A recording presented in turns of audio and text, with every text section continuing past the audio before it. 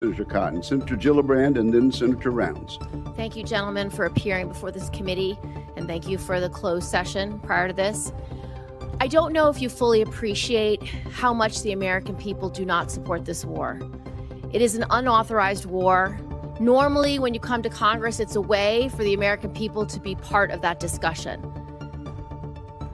The American people, particularly in my state of New York, are upset for a lot of reasons.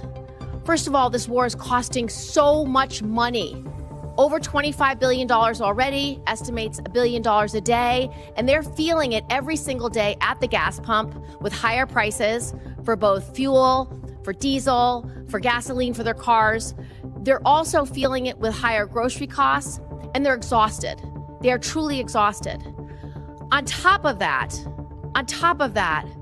they have so many grave concerns about how this war is being prosecuted. They read in the paper that 22 schools have been hit. They read in the paper about a girls' school, hundreds getting killed. We have a debate going on in this country about AI, a serious debate about AI. And I haven't heard yet from you that you will not allow AI to make final targeting determinations, even when nuclear weapons are being used.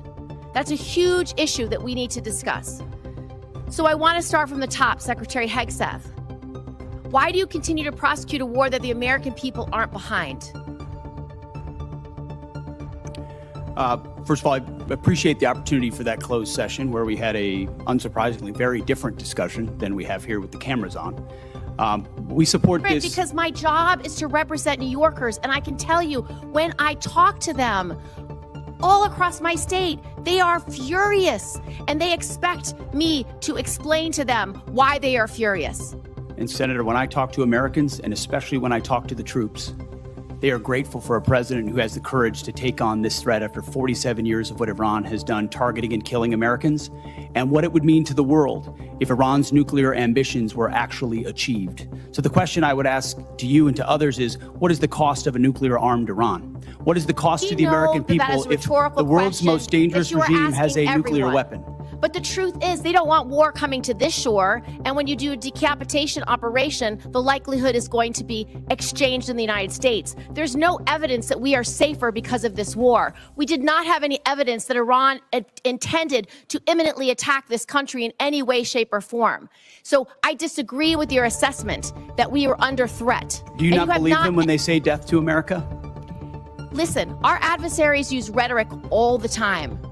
What I'm concerned about is we are not safer, and I would just like to know why you have not sought the support of the American people, and 3 out of 5 Americans are against this war today. I believe we do have the support of the American people, and we have briefed regularly what this mission looks like and why it's critically important that we undertake it. And I would remind you and this group that we're 2 months in to an effort. And many congressional Democrats, as I pointed out, want to declare defeat 2 months in. Iraq took how many years? Afghanistan took how many years? And they were nebulous missions that people went along with. This is different. This is a defined mission set that we have had great success in pursuing against a determined enemy who seeks nuclear weapons. And I'm proud of the opportunity to remind the American people, because they believe in it as well, that they can't have it. You don't care whether when the American people the American people are quite smart. They understand and see through spin. They know that a regime that says death to America, that seeks nuclear weapons and the ability to deliver. Did they lie about the range of their missiles? How much Because I saw a 4,000 kilometer missile get shot at to pay for this war. Diego right Garcia. Now, do you want it $1 billion a day? Do you want $2 billion a day? You're asking for $200 billion more to fund this war and to make sure we have. We didn't ask for $200 billion. I don't know where you got that number from, Senator. I think you got it from the news, which you should be careful what you read in the news. Okay, Mr. Hegseth, Secretary Hegseth, here's a few more. Let's talk about how you're prosecuting the war. What is your response to targeting that has resulted in the destruction of schools, hospitals, civilian places. Why did you cut by 90% the division that's supposed to help you not target civilians? And do you know the impact of a strategic failure at a war when you have so many civilian casualties? You may have tactically completed a mission well, but strategically is not meeting your goals because of the harms to civilians. What is the cost of that? Let's leave time for an answer. No military, no country works harder at every echelon to ensure they protect civilian lives than the United States military. And that is a ironclad commitment that we make, no matter how, no matter what systems we use. And why did you cut the department by 90%?